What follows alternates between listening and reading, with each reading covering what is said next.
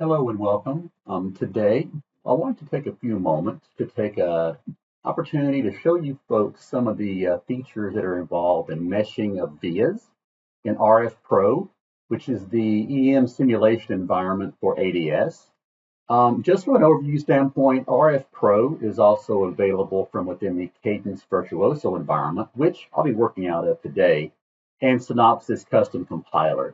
One of the things I wanted to highlight today in this short video is to basically illustrate how RFPro does via simplification in the later versions of ADS, in particular ADS 2024 on. We are currently on the release of ADS 2025.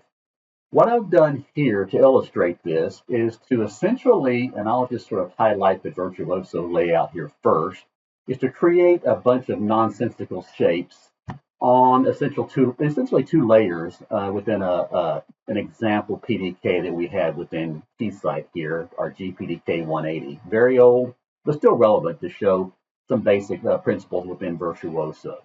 What I've done here is create a series of essentially rectangles to represent via shapes. It's nonsensical. It does not represent anything realistic. And knowing that, the only reason I did this was to really illustrate how the mesher behaves in a scenario like this. When you have a large via array or a large cluster of vias, EM simulation meshers can become quite involved. There's a lot going on in creating the mesh. It can get complex very quickly.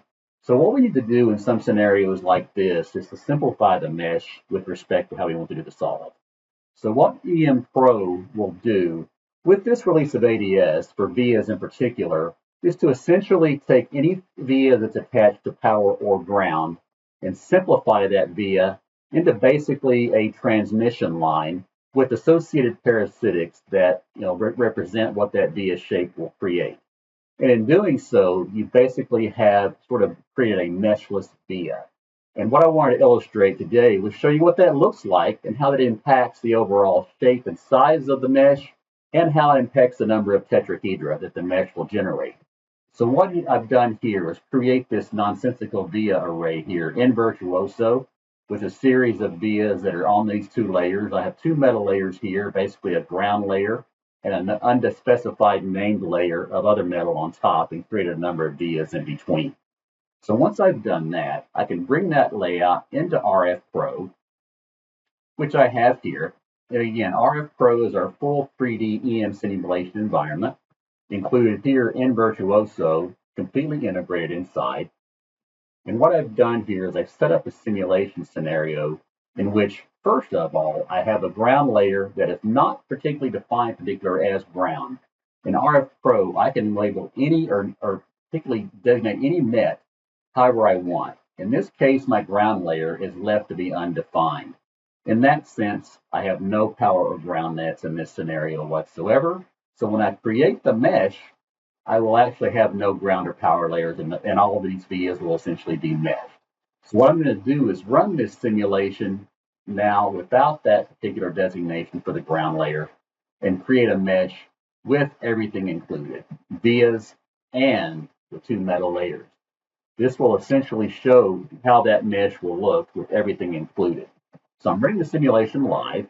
You'll be able to see the actual number of tetrahedra generated after I run the simulation. But what I wanted to show here is that the mesh is actually going to be created around all my conductor surfaces and all my vias. And in this case, you'll see it's a fairly involved mesh. It's not too bad. I've seen a lot worse. But you can see that there are a lot of tetrahedra here that are being created around each of these vias in terms of the metal layout. So I can look at my vias, I can look at my conductors, I can turn each of these off and look at just the via meshing as well as the conductor meshing.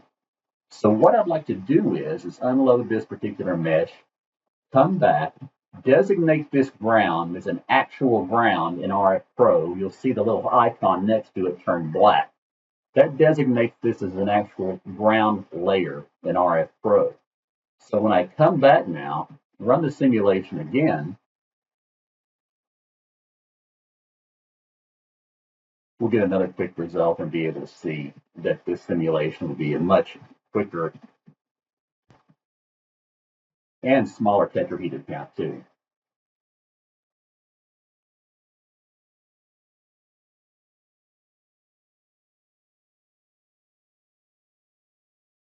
The simulation's completed. We've designated that particular net as ground. Let's have a look at our mesh. As you can see, with those vias simplified, the mesh content is simplified a great deal as well. This allows you to maintain accuracy and also complete a simulation of this type much quicker, much faster, and with the same accuracy. So what we're able to do is take really complex layouts. In this case, at the IC level, scenarios like this are very common, very tightly packed, high via counts, a lot of potential mesh impact that we can then simplify and then run much more efficiently inside of RFPro. So I hope that you've found this particular information useful. Hope you find RFPro useful, and thank you for your attention. Have a great day.